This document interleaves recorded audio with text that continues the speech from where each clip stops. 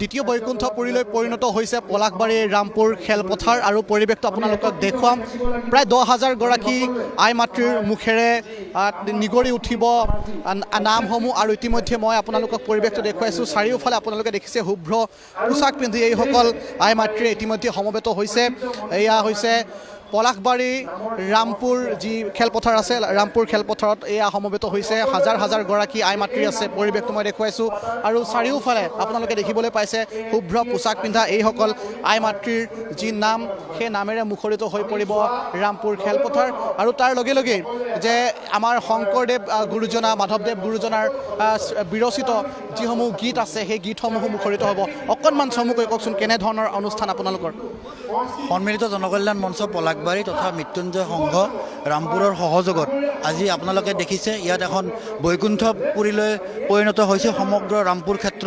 আৰু ইয়াত আপোনালোকে দেখিছে যে আমাৰ পলাশবাৰী সমষ্টিৰ বিভিন্ন জেগাৰ পৰা প্ৰায় 10,000তকৈ ততোধিক নামতীয়ে একেলগে দিহানাম পৰিৱেশন কৰিবলৈ ইয়াত উপস্থিত হৈছেহি। আৰু আজিৰ এই পৰিৱেশটোৱে এক ভক্তিময় তথা আধ্যাত্মিক যি আন্দোলনৰ এক পৰিৱেশ সমগ্ৰ দক্ষিণ কামৰূপতে সূচনা কৰিছে। আৰু বিশেষকৈ এই অনুষ্ঠানটোৰ আঁৰত সন্মিলিত জনকল্যাণ মঞ্চ পলাশবাৰীয়ে বিশেষ উদ্যোগ লৈছে। আৰু ইয়াত উপদেষ্টা হিমাংশু শেখৰ বৈশ্য ডাঙৰীয়াকে আদি কৰি আৰু লখিমপুৰৰ গোপাল প্ৰভু থানৰ সত্ৰাধিকাৰ শ্ৰী শ্ৰী গোপাল প্ৰভুদেৱৰ মাৰ্গদৰ্শনত এই নামভাগী আয়োজন কৰা হৈছে। আৰু ইয়াত ৰাইজৰ বিপুল সঁহাৰি তথা ৰাতিপুৱাৰে পৰা আমি দেখিছোঁ যে আই মাতৃসকলে লানি নিচিঙা সোঁতেৰে ইয়াত উপস্থিত হৈ আমাৰ এই কাৰ্যসূচীখিনি তথা দিহানামৰ এই যি অনুষ্ঠান, এই অনুষ্ঠানখিনি সাফল্যমণ্ডিত কৰিছে। ধন্যবাদ জনাইছোঁ। আৰু এনেদৰে তেওঁলোকে যিসমূহ কাৰ্যসূচী, সেই কাৰ্যসূচীসমূহৰ কথা কৈছে। আৰু ইতিমধ্যে বৰগীতসমূহ ইতিমধ্যে প্ৰাণ পাই উঠিছে। আৰু আমি পৰিৱেশটো দেখুৱাইছোঁ। মঞ্চত ইতিমধ্যে কেন্দ্ৰীয় মন্ত্ৰী পবিত্ৰ মাৰ্ঘেৰিটা আছে, তাৰ সমান্তৰালভাৱে কেইবাগৰাকীও যুৱ নেতা আছে। আৰু কৈছোঁৱেই যে ডক্টৰ সুধাকণ্ঠ ভূপেন হাজৰিকা সোঁৱৰণি মঞ্চত ইতিমধ্যেই তেওঁলোকৰ যি মুকলি মিটিং, সেই মুকলি মিটিং আয়োজন হৈ আছে। তাৰ সমান্তৰালভাৱে কিছু সময়ৰ পিছতেই প্ৰায় 10,000 গৰাকী আই মাতৃৰ মুখেৰে নিগৰি ওলাব এইসমূহ নাম প্ৰসংগ। আৰু চাৰিওফালে গুঞ্জৰিত হৈ পৰিব দবা, শংখ, কাঁহ, এই নামসমূহেৰে আপোনালোকে দেখিবলৈ পাব। পৰিৱেশটো মই দেখুৱাইছোঁ। কেইবাগৰাকীও আই মাতৃ আছে, তেওঁলোকে ইতিমধ্যে সাজু হৈছে। মই তেওঁলোকৰ সৈতে কথা পাতিবলৈ যত্ন কৰিম। আপোনালোকে নাম প্ৰসংগ কৰিব অলপ পিছতে। কিমান নাম আপোনালোকে লৈছে? আমিতো দুটা নাম গাম আৰু ইয়াতে মানুহ বহুত হৈছে না। কিমান মানুহ হ'ব আপোনালোকে? ইয়াতে 10,000 হ'ব। আৰু আপোনালোকে দেখিছে যে 10,000 আয়তীৰ মুখেৰে আপোনালোকে কিছু সময়ৰ পিছতে শুনিবলৈ পাব নাম প্ৰসংগ। আৰু প্ৰায় সাজু হৈ উঠিছে। আপোনালোকে যদি চাই বিশাল খেলপথাৰখনৰ চাৰিওফালে শুভ্ৰ পোছাক পিন্ধা এইসকল আই মাতৃৰ মুখেৰে নিগৰিত হ'ব। পৰিৱেশটো মই দেখুৱাইছোঁ। মোৰ সৈতে পংকজ বৰা আছে। পংকজ বৰাই পৰিৱেশটো দেখুৱাইছে। এয়া মঞ্চত ইতিমধ্যে তেওঁলোকৰ যি ভাষণ, সেই ভাষণসমূহ ইতিমধ্যে দিছে। গতিকে এনেধৰণৰ এটা পৰিৱেশৰ সূচনা হৈছে। যিহেতু আমি দেখুৱাইছোঁ যে পলাশবাৰীৰ যি মৃত্যুঞ্জয় সংঘ আছে ৰামপুৰৰ, সেই মৃত্যুঞ্জয় সংঘৰ সহযোগতে আই মাতৃৰ নাম সমাৰোহণি অনুষ্ঠিত হৈছে। গতিকে তাৰ সমান্তৰালভাৱে আমি পৰিৱেশটো দেখুৱাইছোঁ। কেন্দ্ৰীয় মন্ত্ৰী পবিত্ৰ মাৰ্ঘেৰিটাও আছে। গতিকে তেওঁ আহি ইয়াতে গোটেই পৰিৱেশটো চাইছে আৰু তাৰ সমান্তৰালভাৱে যথেষ্ট তেওঁ বক্তব্য প্ৰদান কৰিছে। গতিকে এই পৰিৱেশটো আমি আপোনালোকক দেখুৱাবলৈ যত্ন কৰিছোঁ। গতিকে আমি অকণমান কথা পাতোঁ। নাম প্ৰসংগ আপোনালোকে কৰিব, অকণমান কওকচোন। কৃষ্ণ জয় জয়তে আজি পলাশবাৰীত যি আই মাতৃ নাম সমাৰোহ হৈছে, এই নাম সমাৰোহসমূহ আই আৰু ভকত বৈষ্ণৱক আমি সাদৰেৰে সম্ভাষণ জনাইছোঁ। আজি সঁচাকৈ এক দ্বিতীয় বৈকুণ্ঠপুৰীত পৰিণত হৈছে।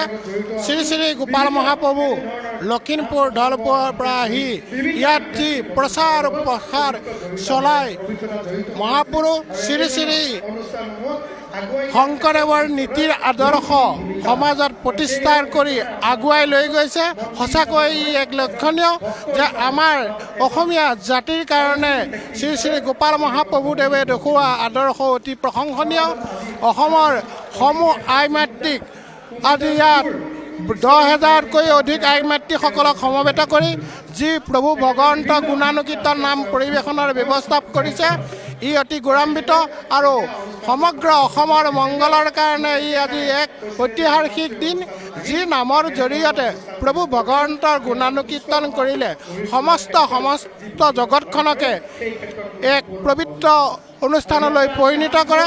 ঠিক তেনেকৈ গোপাল মহাপ্ৰভুদেৱৰ এয়া আজি চতুৰ্থটো পদক্ষেপ। ইয়াৰ আগতে ধলপুৰ শ্ৰী শ্ৰী এঠাবাৰী সত্ৰত 5,000 আই মাতৃ সমাৰোহ অনুষ্ঠিত কৰিছিল। পৰৱৰ্তী সময়ত লখিমপুৰ মহানগৰত 10,000কৈ অধিক আই মাতৃ সমাৰোহ অনুষ্ঠিত কৰিছিল। আৰু পৰৱৰ্তী সময়ত আৰু এনেকুৱা কেইবাটাও মহৎ কাৰ্যসূচী আছে। আজি কেইবাটাও কাৰ্যসূচী আছে আৰু এই কাৰ্যসূচীসমূহে এক প্ৰকাৰে গোটেই অঞ্চলটোত এতিয়া এনেধৰণে কষ্ট বৃদ্ধি কৰিছে। আমি দেখুৱাইছোঁ খন শিশুৰ পৰা আৰম্ভ কৰি তেওঁলোকে খোল বজাইছে, তেওঁলোকে দবা কাঁহ পিতলেৰে আৰম্ভ কৰি চাৰিওফালে এক প্ৰকাৰে মুখৰিত কৰি তুলিব চৌপাশ। আৰু মই দেখুৱাইছোঁ যে এইসকল আই মাতৃ ইতিমধ্যে সাজু হৈ উঠিছে। কিছু সময়ৰ পিছতে তেওঁলোকৰ মুখেৰে বিৰচিত হ'ব আই নামসমূহ। গতিকে এই পৰিৱেশটো আমি আপোনালোকক দেখুৱাবলৈ যত্ন কৰিছোঁ। যথেষ্ট লোকসকলৰ মনৰ কথাবোৰ মই ল'বলৈ যত্ন কৰিছোঁ। অকণমান কেইবাগৰাকীও আই মাতৃ আছে। কেনেকুৱা লাগিছে আজি আপোনালোকে নাম প্ৰসংগ?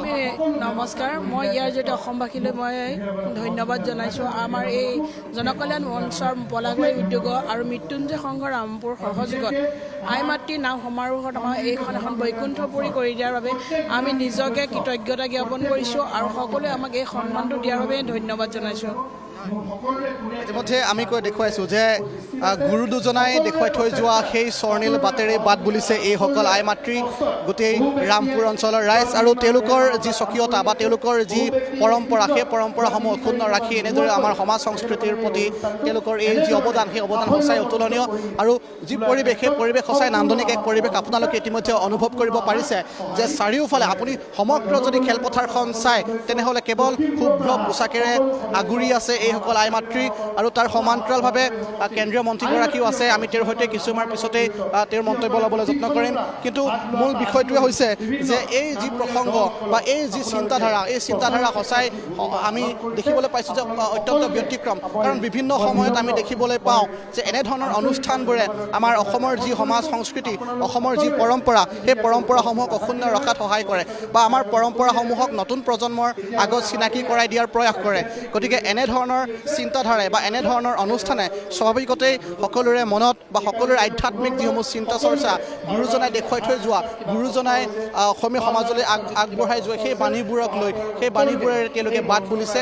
গতিকে এনেধৰণৰ এটা পৰিৱেশে এই গোটেই অঞ্চলটো, ৰামপুৰ বা পলাশবাৰীৰ গোটেই অঞ্চলটোতে এক প্ৰকাৰে এতিয়া আমি দেখিবলৈ পাইছোঁ যে এক আধ্যাত্মিক চিন্তা চৰ্চা, এক নান্দনিক এক পৰিৱেশ, যি পৰিৱেশে আমাক পুনৰবাৰ ভবাই তুলিবলৈ বাধ্য কৰিছে যে অসমীয়া সমাজ সংস্কৃতি কিমান বৃহৎ।